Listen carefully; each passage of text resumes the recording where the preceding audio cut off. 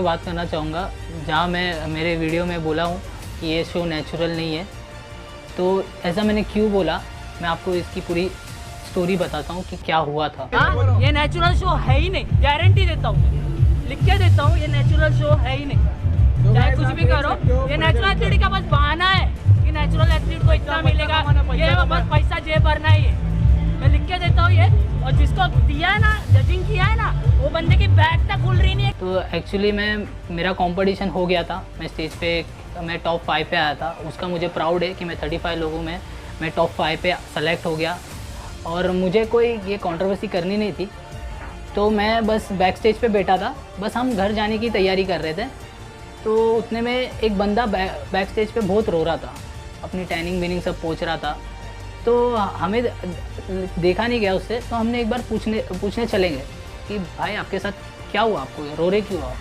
तो उन्होंने कहा कि ऐसा ऐसा है, मुझे डिस्क्वालीफाई कर दिया है। तो मैंने पूछा उनको क्यों किया डिस्क्वालीफाई, बोलते पता नहीं। और उन्होंने कहा कि मेरा ब्लड टेस्ट तक नहीं हुआ है और इन्होंने मुझे रिपोर्ट थमा दिया है कि आप डिस्क्वालीफाई। तो मैं बोला यार बहुत गलत हुआ है। क्यों बोला मैंने ऐसा, क्योंकि मैंने भी सोचा यार मुझे तो स्टेज पे चढ़ने का मौका मिला और मैंने कम्पीट भी किया। बस वो बंदे ने इतनी तैयारी करके आया था और उसको स्टेज तक चढ़ने का मौका नहीं मिला। तो मैंने उसको अपनी जगह रख के देखा कि काश अगर मेरे साथ ये होता तो कितना गलत होता। तो मैंने उसका स्टैंड लिया और मैं गया डायरेक्ट एसोसिएशन के पास जो ये शो करा रहे थे।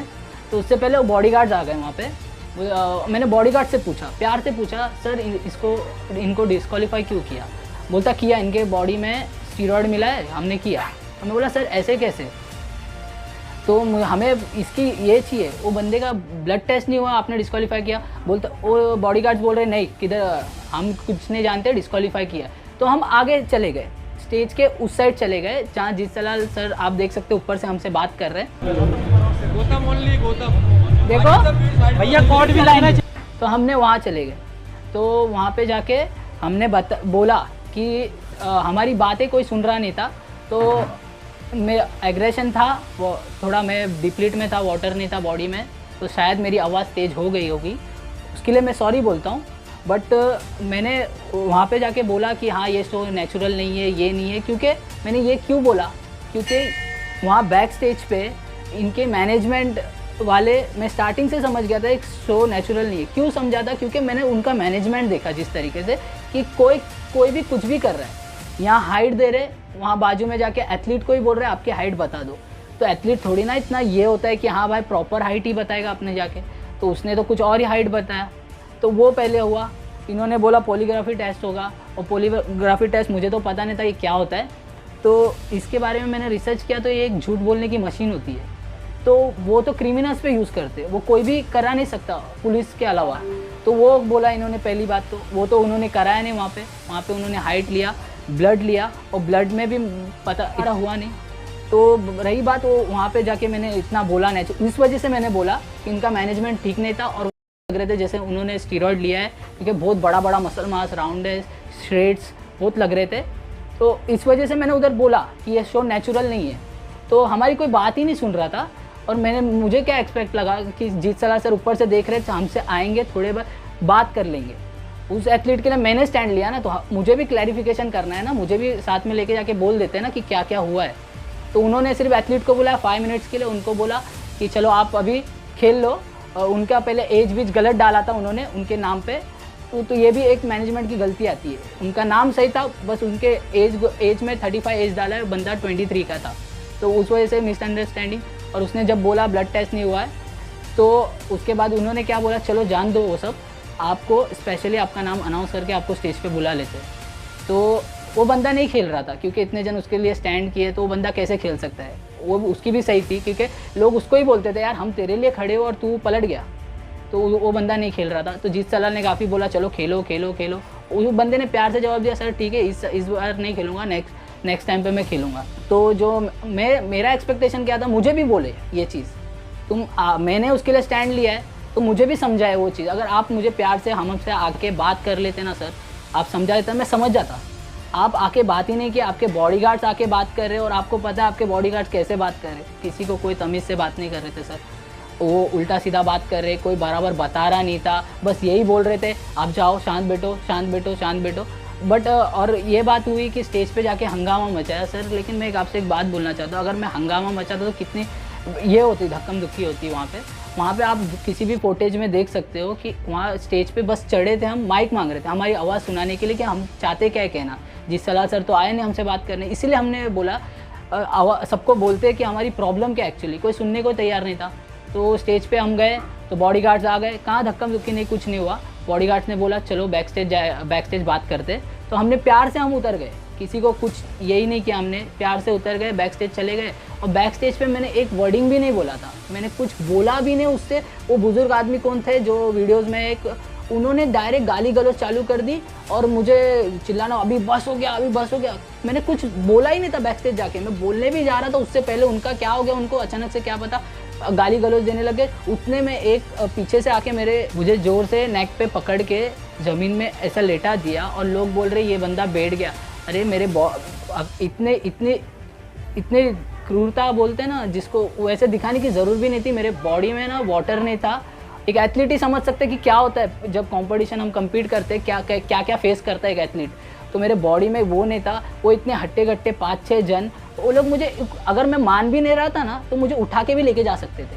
इतनी गंदी तरीके से सलूक करने की ज़रूरत नहीं थी उनको। उन्होंने दबा के मुझे बिठा दिया है और घसीट के लेके गए, पीछे से लात बीत भी मारा गया है मुझे। वीडियोज़ में तो नहीं आया है, वो वीडियो आधा ही वीडियो आया है। अगर किसी का पूरा वीडियो तो भेज दो प्लीज़, लेकिन वो आधा ही वीडियो आया, उसमें भी उन्होंने बहुत घसीट के मुझे नीचे किया और गंदी गंदी गालियाँ दिए और मुझे बाहर लेके जाके और गंदी गंदी गालियाँ दी। मेरे करियर को मुझे मतलब डराया है कि यार अभी तेरे को चुपचाप चले जा, नहीं तो पुलिस में कंप्लेंट करेंगे तो तेरी ज़िंदगी ख़राब कर सकते हैं। हमारे यहाँ पे पूरे पुलिस वाले पहचान के ये ऐसा उन्होंने बोला। अब मैं आपको बताता हूँ कि एथलीट के जब रिस्पेक्ट की बात आती है तो एज एन एथलीट, मैं खुद एक एथलीट हूँ और मैं ये समझता हूँ कि कितना ज़रूरी है एथलीट को रिस्पेक्ट करना।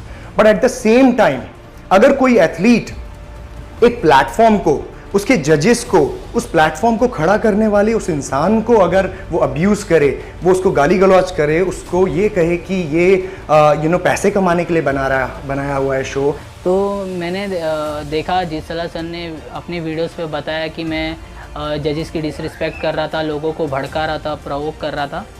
तो ऐसा कुछ नहीं था, आप बस मैं ही एकदम खुल के आ गया। लोग बहुत सारे वहाँ थे, 30-35 लोग थे, वो भी ऐसे कमेंट कर रहे थे शो के ऊपर, इतना शो के ऊपर ऐसे कमेंट कर रहे थे सिर्फ। लेकिन मेरी आवाज़ ही वहाँ पे आई है।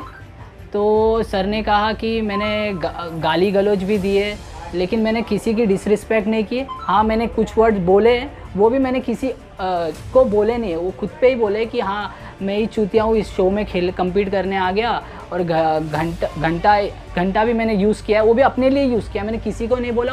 और पहली बात तो मैंने जीत सलाल सर का एक वीडियो में बता दो कि उनका नाम लेके मैंने कुछ बोला। मैंने बोला इनको बस पैसे जेब भरने, ये भरने। वो मैं थोड़ा फ्रस्ट्रेट हो गया था क्योंकि मेरी बातें कोई सुन रहा ही नहीं था। तो इस वजह से मैंने शायद ज़्यादा एग्रेशन में बोल दिया, उसके लिए मैं सॉरी बोलता हूँ। बट मैंने कुछ गलत नहीं बोला, मैंने बस जो था एथलीट के लिए मैंने वही रेज़ किया आवाज़। और आप बोल रहे जजेस की डिसरिस्पेक्ट किए, आप जाके खुद जजेस से सर पूछ लीजिए पर्सनली। मैंने उनको एक वर्ड उल्टा नहीं बोला, कुछ नहीं बोला उनको, बस इतना मैंने बोला। एक वीडियो है मेरी, उसमें मेरा क्लियर वॉइस आ रहा है कि देखो आप लोग से मुझे कोई प्रॉब्लम नहीं है, मुझे ये एसोसिएशन से प्रॉब्लम है बस। तो सर मैं कुलाबा में रहता हूँ, महाराष्ट्र से ट्रैवल करके मैं सूरत आया कम्पीट करने। ये सब करने थोड़ी ना आया था सर मैं तो आपकी वीडियोस देखा, आपने नेचुरल एक इतना बड़ा प्लेटफॉर्म खड़ा किया नेचुरल एथलीट के लिए। और आपको मैं बहुत पहले से फॉलो करता हूँ सर, आपकी बहुत सारे एक्सरसाइज भी फॉलो करता हूँ, बहुत अच्छे लगते हैं मुझे आपके गाइडेंस भी। लेकिन आप जो बोल रहे हैं मैंने आपका शो ख़राब किया, ये ख़राब किया सर, लेकिन मैं इतने दूर से ट्रैवल करके आपके शो के लिए थोड़ा, मैं ये शो जीतने आया था और कम्पीट करने आया था। नेचुरल है करके आपने बोला था, इसके लिए मैंने अपने ऊपर 40,000 स्पेंड किए। ये झगड़े और मुझे फेम चाहिए इसके लिए नहीं किया था मैंने। और मैंने कुछ सेटअप भी नहीं किया था, जो हुआ मेरे सामने हुआ तो मैंने स्टैंड लिया, मैं खड़ा हुआ उससे। इंसानियत भी एक चीज़ होती है सर, इंसानियत के नाते मैंने खड़ा हुआ। आपने भी आपने वीडियो में बोला इंसानियत नाम की चीज़ होती है, तो सर ये क्या इंसानियत नहीं है? अगर आप बोलो ये मैंने गलत किया उस एथलीट के लिए खड़ा होके, तो आप बोल दो अपने वीडियो में हाँ ये गलत किया, इसने एथलीट के लिए खड़ा नहीं होना चाहिए था, तो मैं आपसे माफ़ी मांगता हूँ। तो मैंने देखा काफ़ी यूट्यूबर्स मेरे ऊपर वीडियो बना रहे और बोल रहे कि ये बंदा बस फेम के लिए ये सब कर रहा है और गंदे गंदे उस पर लोग कमेंट्स भी कर रहे हैं कि हाँ ये बंदा सच में फेम चाहिए इसको। तो मैं उन यूट्यूबर्स को बोलना चाहूँगा कि अगर आप वहाँ सच में होते और आप देखते, शायद आप मेरे सपोर्ट में या कुछ बोलते और शायद मेरी आवाज़ बहुत ऊपर तक पहुँचती, बट आप वहाँ थे भी नहीं, आपको पता भी नहीं कि एग्जैक्टली हुआ क्या था। वहाँ मेरे साथ बीती है और उन एथलीट के साथ बीती है जो वहाँ प्रेजेंट थे, उनसे पूछ लीजिए आप, अगर आपको लगता है वो भी क्या बताएंगे, उनका भी स्टेटमेंट लीजिए। ऐसे बहुत एथलीट है जो उन्होंने भी यूट्यूब में मेरे अच्छे के लिए मेरा अच्छा बोला है वीडियोज़ में, तो आप उससे देख ले सकते। बट आप वहाँ नहीं थे और आपने हवे में कुछ भी बोल दिया है तो ये गलत है सर। आप मेरे जगह होके अगर आप मेरे जगह होते ना तो आपको समझ में आता कि असलियत क्या है उस चीज़ की। और रही बात मुझे फेम की, तो मैं अगर जिस सलाह सर का रिप्लाई कभी का दे देता था उनके वीडियो का, बट मैंने ऐसा किया नहीं।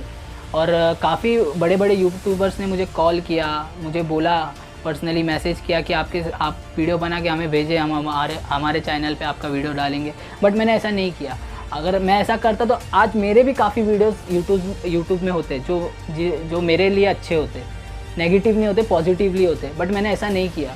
मुझे कोई फेम नहीं चाहिए था सर, मैं तो बस एक एथलीट हूँ, गरीब हूँ, मैं बस खेलने आया था, एक प्लेटफॉर्म अचीव करने आया था। आपने नेचुरल प्लेटफॉर्म निकाला था तो मुझे अच्छा लगा, मैंने कम्पीट किया, आपको सालों से फॉलो करता हूँ और आपके बात में मुझे पूरा भरोसा था, बट वहाँ कुछ और ही चल रहा था। तो उस चीज़ पे तो मैंने पहले रिएक्ट किया ही नहीं। मेरे सामने वो मैं अभी ये करता हूँ कि क्यों मेरे सामने वो बंदा रोया, क्योंकि मेरा नेचर ऐसी है सर। मेरे पर्सनल लाइफ में भी मेरे सामने कुछ गलत होता है तो मेरे मॉम डैड ने यही सिखाया मुझे कि भाई उनके सपोर्ट में जाना, कुछ गलत मत देखना, गलत देख के चुप मत बैठना। तो मुझे तो यही सिखाया, इसके लिए मैंने उसके लिए स्टैंड किया। काश वो बंदा मेरे पास नहीं आता, मेरे सामने नहीं रोता, तो काश आज ये सब नहीं होता। मुझे बहुत गंदी गंदी गालियाँ मिल रही आपके वीडियो के बाद। तो मैं इंसान हूँ, मैं कोई पॉलिटिक्स नहीं हूँ जो हाँ मुझे फेम चाहिए चलो बनाते, इस सब से फ़र्क नहीं पड़ता, मुझे बहुत फ़र्क पड़ता है सर। तो पहली बात तो ये कोई रिप्लाई वीडियो नहीं है और ना ही मुझे कोई वीडियो बनाना था अभी तक, बट मैंने यूट्यूब पे मेरे खिलाफ़ बहुत नेगेटिविटी आ चुकी है, तो इसके लिए मुझे ये वीडियो बनाना पड़ रहा है। तो ये कोई रिप्लाई वीडियो मत समझना। और रही बात मैंने अगर कुछ वीडियो वहाँ जो क्लिप आया है उसमें आपको लगा कि मैंने कुछ ज़्यादा गलत बोल दिया, उसके लिए मैंने पहले ही सॉरी बोल दिया आप सबको। और ये सिर्फ अपना एक क्लैरिफिकेशन दे रहा हूँ कि एग्जैक्ट में मेरे साथ हुआ क्या था। आपको जो समझना है समझो, मैं इसके बाद से अभी कुछ बोलने नहीं वाला। और मुझे भी अपने घर को देखना पड़ता है, जॉब करना पड़ता है, मेरे पास ये सब के लिए टाइम नहीं है।